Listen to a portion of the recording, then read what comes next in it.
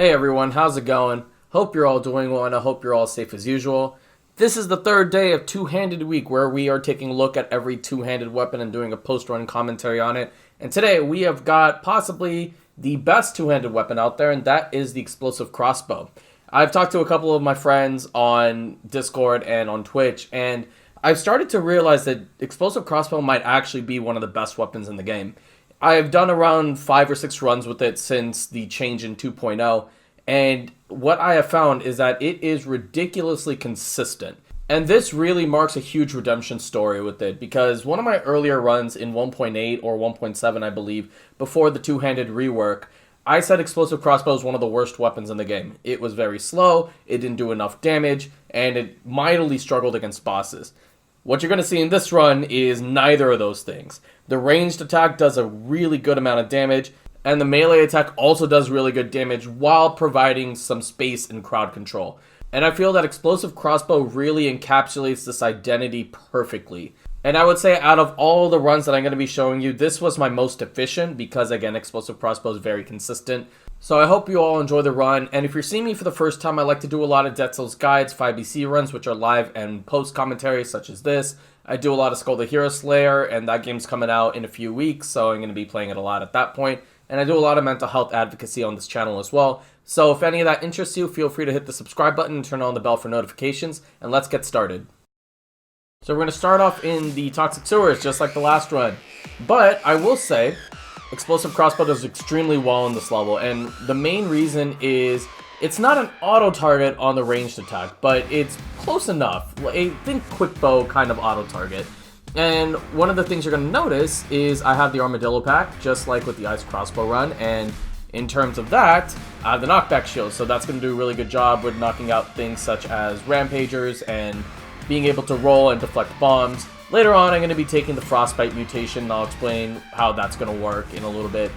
But yeah, I mean, this is pretty much going off without a hitch. I may have gotten hit once in this level, but overall, it ended up being just a pretty easy Toxic Sewers, and that's the thing. That's what we're talking about with consistency, and that's what we need. Something I need to note here is, yes, the ranged attack is slightly more powerful than the melee attack. However, what the melee attack does is push back enemies. It kind of works like a pseudo wave of denial. And so what you're able to do is knock back enemies by a little bit, and then you can go ahead and use your ranged attack and knock them out. I have a run in 2.0, it was another post commentary on the same exact weapon, except without all the cool mutations this time. I get a challenge rift, I see it in the Toxic Sewers, just kind of as I'm running. That doesn't typically happen. I usually see it in some like weird smaller type of platform. And the armadillo pack does kind of help in the challenge rifts in the sense that they do technically parry things, but now that you can roll through the shurikens, it doesn't really make that much of a difference, because if you're able to roll through the saw blades, there's no need to parry them anymore, and everything else you were able to roll through, and you still can't roll through spikes, so it doesn't really matter, but it is still nice to have the mutation on hand. We're going to move towards the Corrupted Prison and then take our first curse of the game.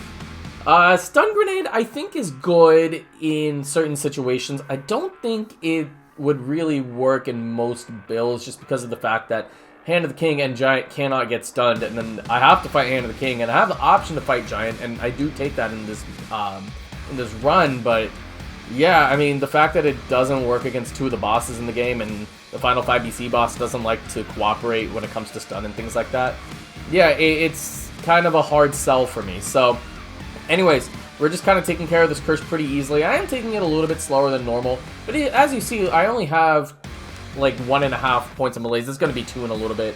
I'm going to see a challenge rift in just a little bit of time. One quick tip on 4BC is you can actually make use of ladders, and sometimes your opponents won't see you, just depending on how good they are at aggroing. Like, certain enemies such as Arbiters are really good at aggroing you. Pirate Captains are great at it too, but certain enemies aren't, such as the Toxic Miasma. They aren't as good, so sometimes you can kind of make use of ladders, jump through platforms pretty quickly, and that's kind of generally what I like to do in situations like that. And now we do get the challenge rift. I don't remember if I had an extra jump on here, but in any case, I wanted to make sure that I would at least, you know, have something with an extra jump. So I'm gonna be just trying to kill out the mobs just to make sure that I have a little bit of security when I get out of the challenge rift. Now you can see I do have the Ice Shield equipped, and so now I'm gonna take the opportunity to talk about Frost Blast as I or not Frost Blast, Frost Bite, as I take the mutation with the amulet with the 2 extra jumps. So, well, first thing I need to note is I do have a 2 times explosive crossbow, and so I just decided to drop it because when I'm done with the challenge rift, the amulet is going to be there, as well as my explosive crossbow, so I decided just to take the ice shield and not take as much damage in the challenge rift. But the reason I'm taking Frostbite is right now my explosive crossbow has the victim slowdown nearby enemies' affix, which will do some chip damage, and depending on what level I go to, it's going to knock out buzz cutters, kamikazes, things like that. It's going to be really useful in a level like Sanctuary as we go ahead and move into Ramparts. I also have the ice shield equipped, and I have the ice grenade, so that's going to be really useful in that regard, and just chip damage, right? It's why I really like partying up. I'm a big fan of chip damage. I'm going to get rid of the ice shield for the Ramparts as I get a really cool triple kill there, and no reason other than the fact that I just kind of wanted to have a different shield with some different affixes. No reason. And I figured that I would end up keeping my heavy crossbow with the victim slowdown affix anyways, and that's going to end up not being the case because I take a different crossbow later on. And that crossbow is going to be really cool because it took me a second to recognize why I didn't have the 2 times modifier anymore when I was initially clipping. But basically, the ranged inflicts poison, and then it does 80% to poison, so that's why I did that. Is it entirely useful when I'm just one-shotting everything? Not particularly, but it can be useful against bosses, so I decided, why not, let's take it. It's a free 80% right there, and I don't have to deal with the 2 times modifier. So, barely able to avoid the shield bearer. Again, Frostbite just coming into clutch there, and I'm able to knock out the slasher barely, but right before he hits me, and I haven't really taken many hits. I've only taken like 3 or 4 hits throughout the entire run so far, and that's why obviously I'm not at 100% HP. Again, that's just the really cool thing about something like explosive crossbow. It's that consistency, so I know what I'm getting with this weapon, and it is nothing but good things. Get another challenge up, so that's 3. I'm not going to see any more because I said this in the last run, but I don't really focus on trying to get challenge rifts after the first boss because there's just too much going on the screen. I'd rather prioritize killing enemies, getting better gear, and just kind of being aware of things rather than just trying to focus on the challenge rift. So anyways, I'm able to get through all these shurikens pretty easily. Again, Armadillo Pack can be kind of useful, but it's not really in challenge rifts anymore. If this was 2.0 and Armadillo Pack was introduced then I would say it's, oh my god, it's just absolutely amazing in challenge rifts and you gotta take it. But now I feel like it's just a really good complement for two-handed weapons, and even something like an Ice Shards with a melee weapon build, you can take Armadillo Pack and have that extra shield security. So we're gonna go fight Concierge for the first time in a very long time. I'm not very good against this boss, to be honest, because I tend to forget basically what the attacks are when the auras come up, and this is only like maybe the second time I fought him in the entire 2.1 alpha, so I have to get used to the new aura, and sometimes I tend to get a little bit eager when attacking him, and I get hit by his melee attacks. So those are some of the problems I deal with Concierge, but otherwise it's not too big of a deal dealing with him. Something I can do in the future is actually when he's attacking, when he does his little leap, I can actually jump and roll into him, because now I'll be able to parry while doing that, and Armadillo Pack basically states if you have a well-timed dodge, you'll be able to parry him, and that should work, in theory, with the leap attack. So, anyways, it's kind of a boring fight. It's the main reason I don't go to Concierge. It's a very boring fight. Mametic and Conjunctivius are infinitely more interesting, so that's why I rarely go to Concierge. And, you know, Scroll Fragments are also an issue with Concierge, because you only get 2, or you only get 3, and that can present some issues. But in any case, we're done with Concierge. Get a perfect fight. First time in a while, actually, which is funny. It's actually one of my harder no-hits because of just various issues that I outlined during the fight. And this is where I really would have liked the Victim Slowdown affix, because now I would have loved to kill all these kamikazes, but as you may have noticed before, now I have a Thunder Shield equipped, and the electricity from the Thunder Shield is actually going to be really useful. Cluster Grenade is just unbelievably good in survival. It is so good. I like it better than the whatchamacallit, the Powerful Grenade, and I like it better than the Telluric Shotgun. The reason is, survival weapons tend to really struggle when it comes to dealing with flying enemies. Buzz Cutters, kamikazes, things like that, and granted, Explosive Crossbow is the exception to that, but having something like a Cluster Grenade, being able to knock out everything on the screen at once, it's incredibly useful. And it will knock down enemies like on ladders, like the kamikaze like to hang up right above the ladders. So it knocks out enemies like that. It just does a great job of doing so many things that I never really recognized how good it was when it was in Brutality. Now that it's in Survival, I'm really recognizing how good it is. So I did give it a 7.5 in my skills rankings list. I'd probably move it up to a 9 just because of how good it is in Survival. I try to give the like a dual stat weapon. I try to give it like the best possible rating based on like what stat it's more proficient in, like, and bonus points if it's good in both stats. But I feel Cluster Grenade is infinitely better in Survival than it is in Brutality, for many reasons. But anyways, we got this curse going on. We're down to 5. We're just kind of killing enemies very, very, very quickly. And I'm just kind of firing at will because I figured, why not? Let's go ahead and just keep firing. I almost kind of choke against the caster, and the diagonal arrow accidentally shoots up against one of the casters, able to avoid everything, clear the curse, and we're just looking really good right now. So now we've got some enemies that are protected by, not protected, but they're kind of buffed by the legendary altar. Unfortunately for them, the combination of my ranged attack from the explosive crossbow as well as cluster grenade just being an absolutely amazing skill right now is just providing so much for me, and I'm able to clear completely easily. Like it was just a joke, and I have not taken a single hit in this level. Pick up the second curse. That is a 10% chance of happening, and let's talk a little bit about that because I've had this question a few times, like what levels have curses. So as far as required curses, well, not required curses, but they're always going to be there. Those are the Prison Depths, the Corrupted Prison, Morass, Ossuary, the Graveyard, this one, the Sanctuary, Sepulcher, and that's it. All the other levels have a 10% chance of having a curse, and the levels that I just mentioned have a 10% chance of generating a second curse. I'm not sure about Graveyard. I've never seen the second curse there, and I've been there like a million times, so I'm not sure about it. Leave a comment if you have seen it. Leave a comment if you've also seen a challenge rift in Graveyard, because I've never seen one. Anyways, Hype Castle and Distillery are both 5%, and Prisoner Quarters is 1% at single curse.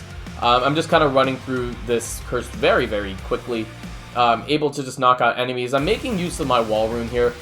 The Wall Rune is an amazing defensive and offensive tactic. I may do one of those subtlety guides that I put out a couple of those. I may do a subtlety guide on using the Wall Rune one of these days because it's really, really good. We're going to go ahead and jump up to the Sepulcher and take the Curse Chest over here. Plans to go to Giant and then to Distillery right afterwards. So I kind of have everything laid out in the roadmap for me. And so this curse, again, it's not going to be an issue. Unfortunately, I make the mistake of not taking the Cluster Grenade, and that would have actually knocked out all those enemies in one fell swoop, but it didn't end up being too big of an issue. And as you can see, my Armadillo pack is reflecting projectiles, and that knocks out Inquisitors, and that actually ends up being extremely useful for me. I kind of risk the darkness damage. I'm able to avoid the Automaton and get a really cool kill. I want to show that whole section because I just thought it was awesome. You may notice that I've changed my mutations as well. I no longer have the third mutation that I had. Now I have the Gastronomy mutation, and that's going to be extremely useful going forward because Gastronomy, I'm not taking much damage. I don't really need to heal much, and I'm very confident in this run right now, so I might as well have the Gastronomy. So if I get like infected food, I can go ahead and sell it right before a boss battle, in this case a giant. Just get that added damage of 100%, which is 2 times, which is absolutely just very, very useful. I'm going to be able to kill the Corpulent Zombie, and Frostbite is now activated again, so because I took a different explosive crossbow, and I'm able to kill most of the enemies. I only have 2 left on the curse. Luckily, I didn't get a challenging key room, so I can just go ahead and grab the key without any issues. I'm going to go ahead and jump over to that 4BC door because I have not seen any spike traps yet, and that can be a possibility. And my last run, it was a completely different run. I had actually messed up because of those spikes, and I died because of that. So I do clear the curse. I'm going to show this whole thing because this is kind of where Frostbite is just so good. And I'm able to knock out all of these enemies just one after one after one, and then Frostbite takes care of one of the Dark Trackers. Absolutely amazing. And this weapon just it was really good before. I think now it is in contention for best weapon in the game. It's easily, for me, the best survival weapon in the game. Now, the only problem with Frostbite is this, because sometimes it can aggro elites. Even a small amount of damage can get him to aggro me, and I'm not as prepared, but luckily, he does teleport pretty slowly because he is slowed down, able to kill him without any issues. I take a Wolf Trap, and the idea behind the Wolf Trap is just to get some poison damage, get a little bit of extra chip damage on the Giant Hands. Really the only reason I have it on right now. And one nice thing about Armadillo Pack, Giant shoots his little the projectiles at you. All of them will go back towards the hand, so that's really cool. And now he's going to do the two hands going down, and I kind of have to post up on the side for a little bit. I'm able to barely get the parry up, and now I have my Thunder Shield going, so I can just keep smacking the eyeball pretty much with my crossbow. Just imagine the optics of that. Just, you know, you have this, like, big rocket launcher, and then you're just smacking enemies in the face with it. That's just a whole new level of sadistic, which, if you read up on the lore in this game, yeah, I mean, your character is absolutely a sadistic monster, so Frostbite will also, in Distillery, aggro the living barrels, but they're not going to see you, so, you know, take that for what it's worth. I accidentally get hit by the Oven Knight. I should have gone for my ranged attack. Big mistake on my part, and I actually end up taking some fairly substantial damage because I roll too early, then I get hit by a barrel, so now I'm only down to 53% of my health. I do have Gastronomy still, so I'll be able to heal up a substantial amount, but still not very good playing on my part, and I make another mistake here. I tried to do a fancy wall jump into killing all the corp juices and the spawners and all that, but unfortunately, you know, sometimes you make these mistakes, and it's like mental mistakes because I'm kind of in autopilot because this run has been so good, and so I get distracted and I'm not focusing as hard. But now, after taking those hits, I'm much more focused. Hand of the King time. We're going to go ahead and drop my Wolf Trap. I'm just going to keep hitting him, and I have my Thunder Shield activated now because I was able to parry his single strike, and now I'm just going to hit him a couple more times, and now he's going to go up. And so this fight's going very quickly. You have noticed this by now, but I do have a ×4 heavy crossbow, and that is so damn cool. I picked it up in the Distillery. I'm able to parry all of the disgusting word bombs into Hand of the King. That was 100% intentional, so I'm very happy that I was able to pull that off. I'm just going to keep smacking Hand of the King with the heavy crossbow. He's going to go down very quickly because of the 4 times damage and plus the Thunder Shield and just everything that's going on. I've never taken a 4-time survival weapon before, but with heavy crossbow, I have absolutely no issues doing it. You can see I'm just one-shotting that elite, sending a rocket launcher that's just a complete nuke into its face, and you're going to see the same exact thing happen here. I kill the automaton, don't see it at first, but able to kill the automaton. I trap the slammer, and then one shot will knock it out, although it was at like 2% HP by that time, so it doesn't really matter, but able to get the kill, and that was awesome. And gonna get another couple kills here, and I'm gonna aggro this failed experiment, but able to roll, lay down the Wolf Trap, one-shot it, and now in terms of the 2 birds that are at the very end of the Astrolab, I'm gonna more or less do the same thing, lay down my Wolf Trap, and smack it in the face, and hit the other one with the range shot. Easy kill, and now we're gonna go head over to the Collector, final boss.